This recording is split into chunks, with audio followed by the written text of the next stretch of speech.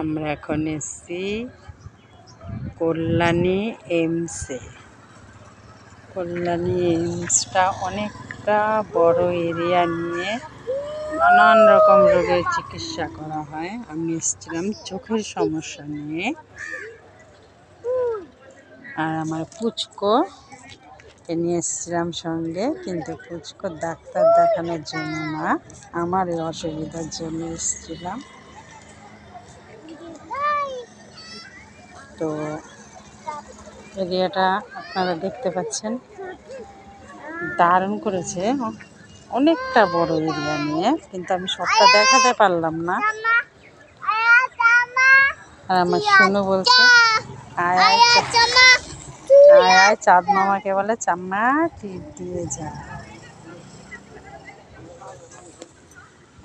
দিনের বেলায়ও বলছে চাম্মা টিপ দিয়ে যা।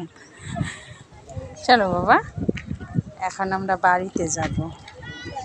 বাপি এসে গেছে।